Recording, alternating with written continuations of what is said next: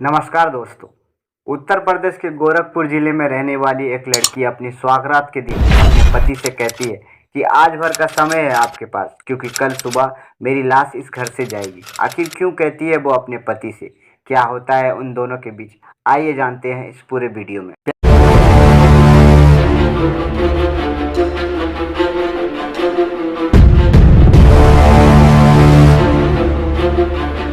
प्यार एक ऐसी चीज है जो कभी भेदभाव नहीं करती। क्या ये आप अमीर हो या गरीब, क्या ये आप पढ़े लिखे हो या अनपढ़ गवार।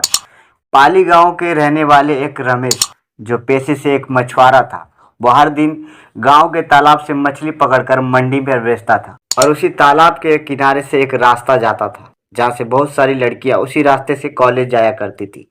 और उसी लड़कियों में से एक लड़की थी जिसका नाम था राधिका। राधिका बहुत ही अमीर परिवार से बिलोंग करती थी, क्योंकि उसके फादर एक एमएलए थे और पूरे गांव में उनका दबदबा था। राधिका को बचपन से ही मछलियां पकड़ना काफ़ी अच्छा लगता था, इसीलिए वो एक दिन अपनी स्कूटी से उतरती है और रमेश के पास आकर कहती है, क्या आप मुझे मछली पकड़ना सिखाएंगे? रमेश, जो पहली बार इतनी खूबसूरत लड़की को इतनी नज़दीकी से देखा था, वो कहता है, ठीक है, आप इधर आ जाएं, मैं आपको मछली पकड़ना सिखाऊंगा।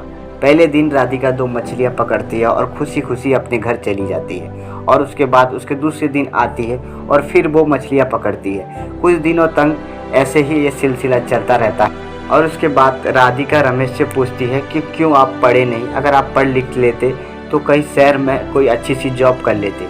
तो रमेश कहता है कि हाँ, मैंने पढ़ाई तो की है, लेकिन मेरे घर में कोई नहीं है, मेरी एक बूढ़ी माँ है, इसीलिए ये मछलियाँ बेचकर इससे मेरा गुजारा हो जाता है और हम माँ बेटे खुशी खुशी अपने घर रहते हैं। ये बातें सुनकर राधिका अपने घर चली जाती है और उसके दूसरे दिन फिर आती है। और उसके बाद वो ऐसे ही मजाक में बोल देती है कि आप हमेशा हर दिन मुझे मछली पकड़ कर देते हैं, किसी दिन मेरे लिए मछली बना कर लेकर आओ।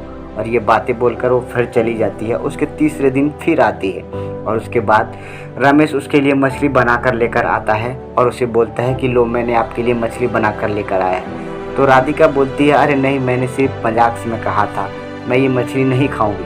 तब राधिका की सहेली उससे ज़बरदस्ती करती है और अपनी सहेली की ज़बरदस्ती की वजह से रमेश से वो मछली खाती है और खुशी खुशी अपने घर चली जाती है। लेकिन रास्ते में जब अपनी सहेली के साथ वो घर जाती है, तब उसकी सहेलियाँ उसे बोलती हैं कि देखा, लगता है रमेश तुझे काफ़ी पसंद करता है, इसीलिए वो मछली बनाकर तेरे लिए लेकर आया। तो बोलती है, अरे नहीं, मैंने तो मछली खाने से मना तक कर दिया था, लेकिन तुम लोगों ने ज़बरदस्ती किया, इसीलिए मैंने वो मछली खाया।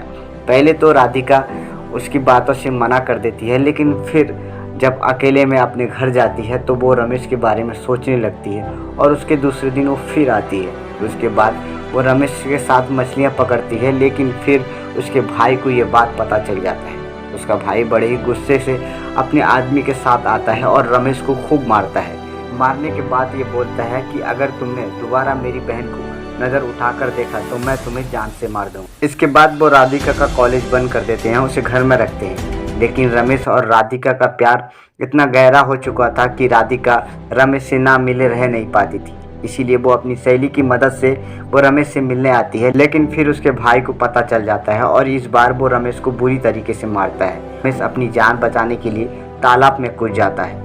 इसके बाद ये बात उसके बाप को पता चलता है और राधिका के बाप ने लखनऊ के एक बड़े आदमी के यहाँ उसकी शादी तय कराता है। लखनऊ के बड़े आदमी, जो कि अक्षय कुमार था, वो काफ़ी पैसे वाला था और अमीर था, जिसकी वजह से उसकी शादी जल्दी हो जाती है और राधिका उसके घर चली जाती है। राधिका घर जाने के बाद अक्षय से कहती है कि देखो, आज भर का समय है तुम्हारे पास, क्योंकि कल सुबह मेरी लाश इस घर से जाएगी, क्योंकि मैं जिससे प्यार करती हूँ उसे मेरे बाप और भाई ने ज़बरदस्ती झूठे केस में जेल में डाल दिया है और मैं जीना नहीं चाहती, इसीलिए मैं कल अपनी जान ले लूँगी। पहले तो अक्षय गुस्से से घर से बाहर आ जाता है और उसके बाद फिर कुछ देर तक सोचने लगता है।